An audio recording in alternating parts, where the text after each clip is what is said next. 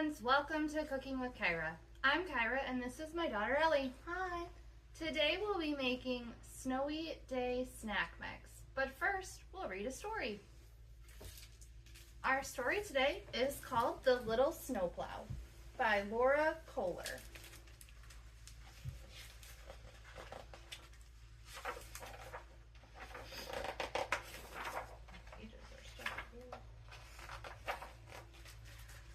On the mighty mountain road crew, the trucks came in one size, big. That is, until a new snowplow joined the crew. "You're such a little snowplow," the big truck said. "Leave the heavy lifting to us." And off they roared.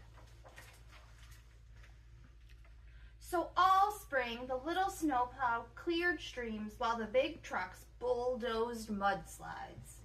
In the summer, he cleaned up after parades while the big trucks built roads.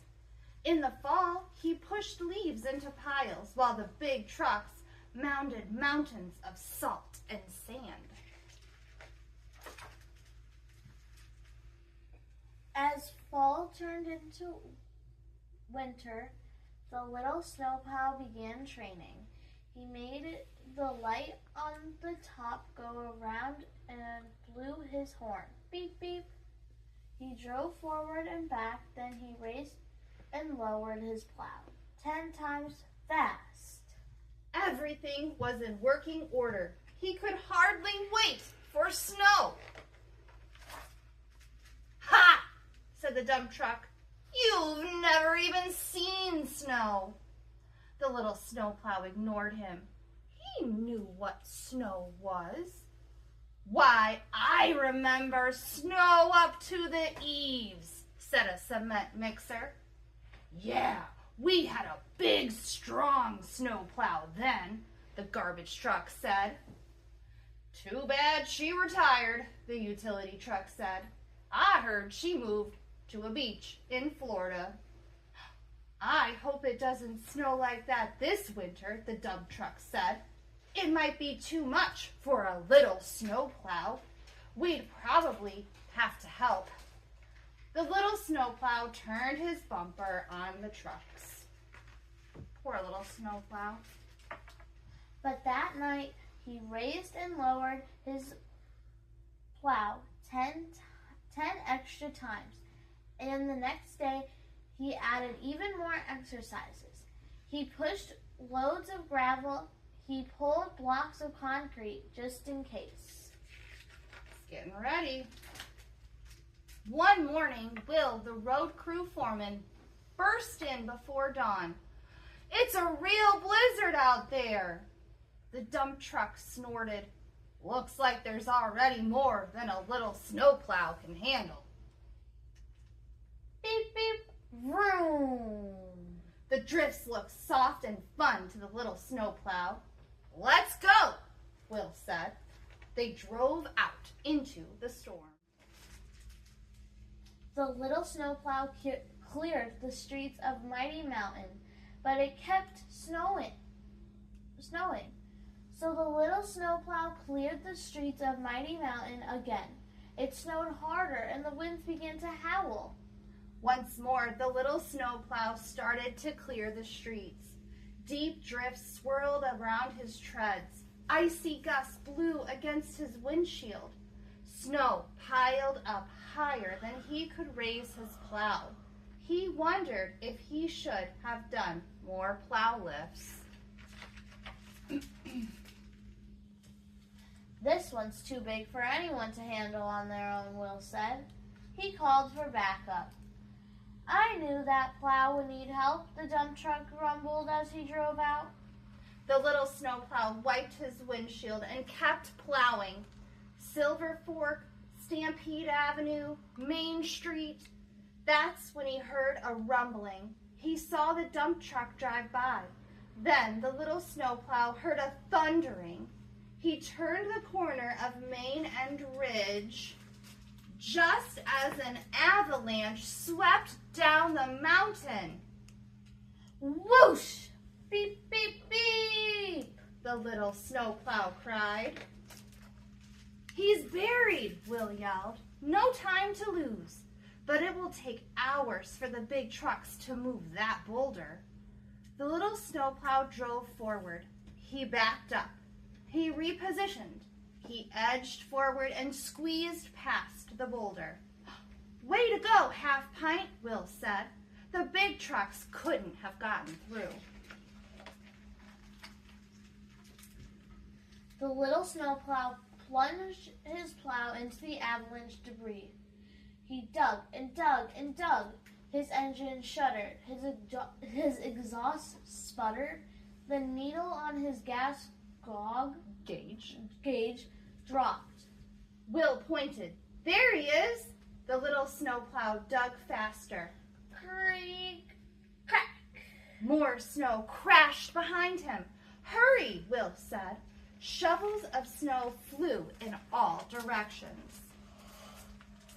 Will raced to attach a cable between the trucks. The little snowplow drove forward, tugging. The dump truck revved his engine. His wheels spun. The little snowplow braced himself and pulled, just as he had practiced. The dump truck's wheels gained traction. The little snowplow gave a mighty tug. Woo-hoo, Will cheered. The dump truck shook snow from his truck bed. I didn't know a snowplow so little could be so strong, he said. Beep, beep. The little snowplow blew his horn. Together, the two trucks worked to clear the boulder. When they finally got back to the garage, all the other trucks honked and beeped and blinked. Great job, they shouted. The little snowplow's headlights sagged. His plow dragged. His gas tank was nearly empty.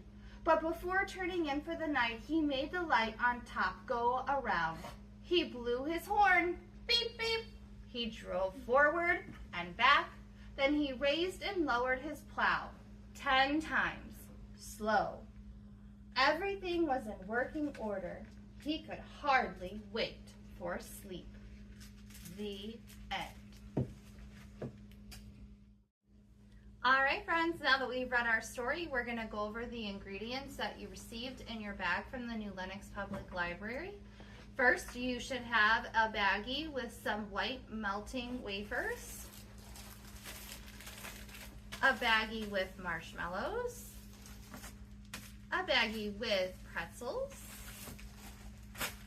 a microwavable popcorn, and a container with sprinkles and M&Ms.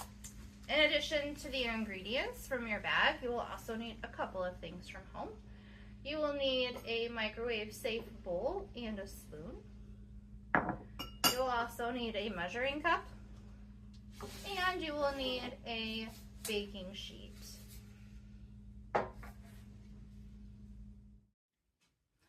All right, friends, welcome back. So we did get our white candy wafers melted in the microwave. What I did was I put it in for 30 seconds, and then I took it out and mixed it.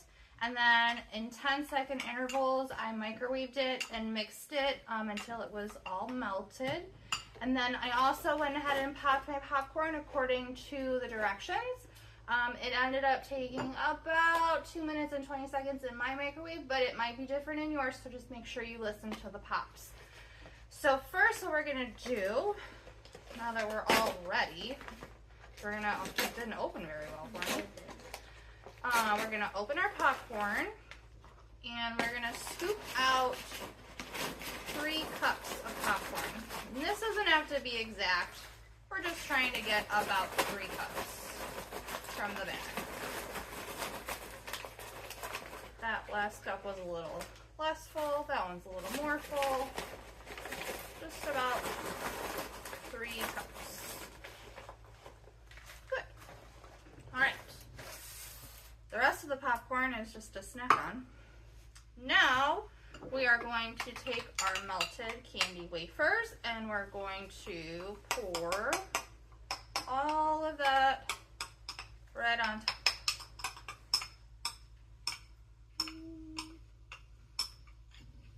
And then, yeah, we'll mix it. Okay, I was like, There's a lot right there. Yeah, we'll mix it up. And then, this one's pretty easy. We're just gonna dump the rest of our ingredients on the top. Okay, just go. Yep. I'll do the pretzels and you can do the sprinkles. Go ahead. Just dump them on. We're gonna mix it. Totally fine. Okay. It's all gonna get mixed up. Wait, you missed the marshmallow. And then dump that candy in. Sprinkles and M&Ms. Ooh, there we go. Now we have some color. Beautiful.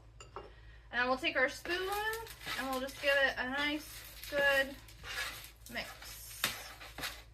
Once you've got this all mixed up and everything kind of coated, we're gonna pop the whole tray into the freezer for about 5 to 10 minutes.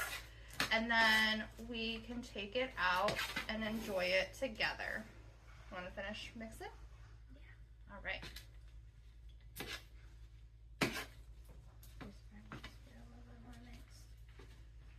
Get this.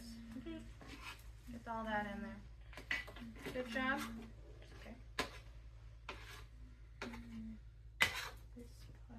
Good enough. Looks great. Looks great. All right. We'll see you in 5 to 10 minutes.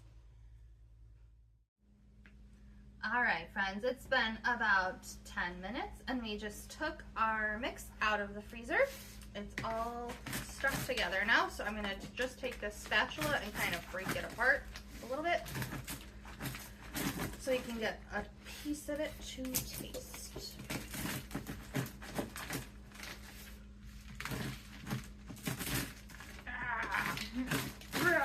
It's like the snowplow. All right, are you ready? For our taste test.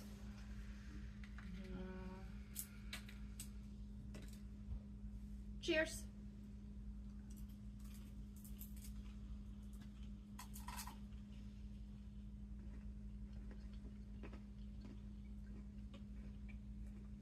What do you think?